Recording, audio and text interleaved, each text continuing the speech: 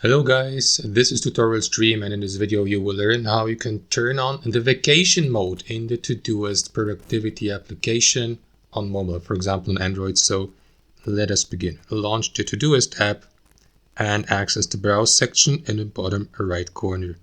Next, tap into the gear icon in the top right corner. And from here guys, you will need to access the productivity settings. So swipe down, tap into productivity here. And here guys, swipe down and here you can enable the vacation mode.